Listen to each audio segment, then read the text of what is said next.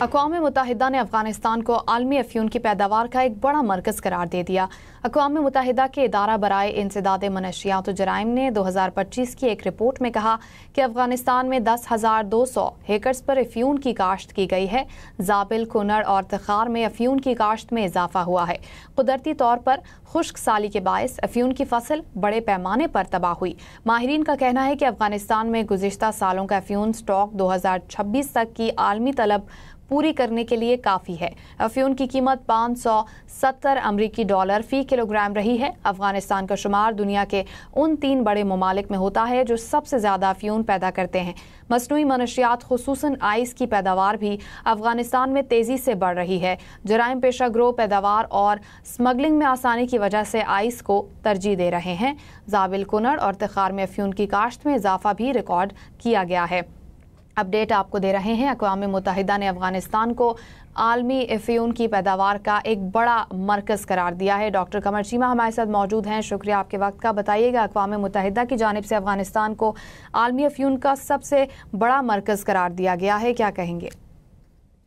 बहुत शुक्रिया। देखें, ये अफ़गानिस्तान जो है पूरी दुनिया के अंदर ये जो ड्रग्स की सप्लाई है, हमने पहले भी देखा, फिर जब कोलिशन फोर्सेस आई बहुत हद तक उसमें कमी आई, फिर कहा ये मैनेज कर लेंगे। फिर अफगानिस्तान ने कहा कि अब हम पावर में आए हैं, हम इसको मैनेज करेंगे। लेकिन फिर अफगानिस्तान के अंदर, और ये याद रखें, ड्रग्स के साथ क्रिमिनल्स भी हैं। ये पूरी की पूरी पॉलिटिकल सपोर्ट है जो अफगान गवर्नमेंट की तरफ से मिल रही है। और मैं समझता हूँ कि ये इंटरनेशनल कम्युनिटी को इस पर एक्शन लेना चाहिए। ये ऐसे थोड़ा ही हो सकता है कि पूरी दुनिया की जो यूथ है मुतासर होगी, क्योंकि वो अफगानिस्तान में इकोनॉमी इससे मजबूत होगी। अब अफगानिस्तान अपनी इकोनॉमी मजबूत बनाने के लिए इस तरह के सहारे लेगा। ये सुनने में आया मैक्सिको है या म्यांमार है जहाँ पे ये ड्रग्स इस तरह जो है वो प्रोड्यूस भी होती हैं, और यही दुनिया में सोर्स ऑफ इंस्टेबिलिटी है। तो मैं समझता हूँ कि तालिबान को अभी तक अकाउंटेबल नहीं ठहराया गया इस हवाले से।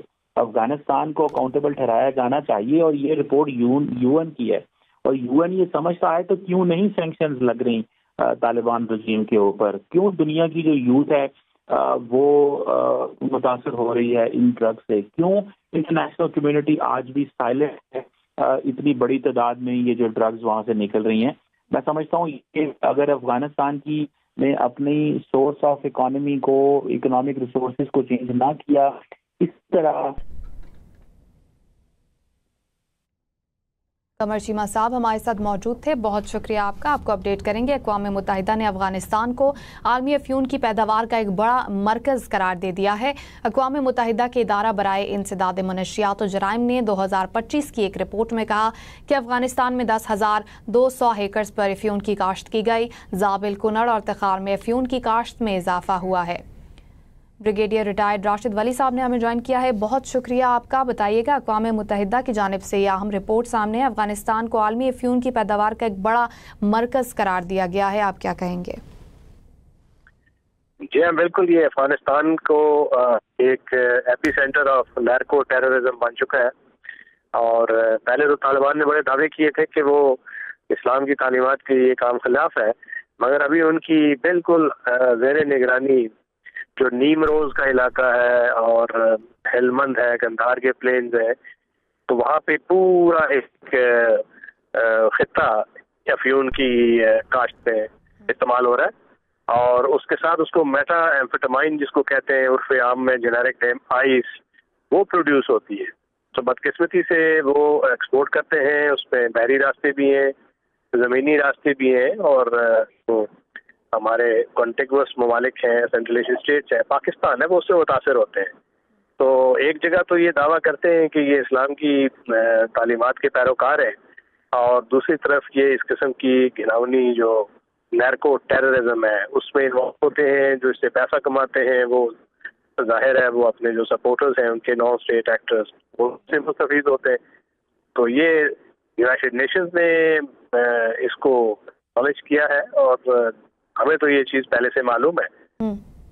राशिद वली साहब, ये बताइएगा, हम देखते हैं कि पूरी दुनिया में ऑलमोस्ट यूथ इन चीज़ों से किस कदर मुतासिर हो रही है, तो इंटरनेशनल कम्युनिटी के लिए इस वक्त कितना इम्पॉर्टेंट है कि वो इंटरवीन करें और इस मैटर को फौरी हल करने की कोशिश करें?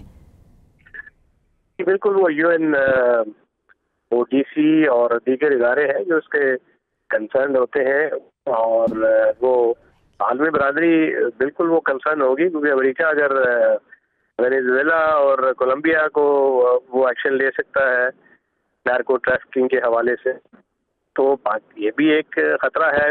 यूरोपियन ममालिक तक जाती है ये, और पूरी दुनिया में इसकी तरसील होती है जो कुछ कर रहे हैं, और इसको आलमी बरादरी को बिल्कुल जितने भी आलमी फोरम्स हैं उसमें ये चीज़ हाईलाइट करके उसका नोटिस लेना चाहिए और एक्शन लेना चाहिए।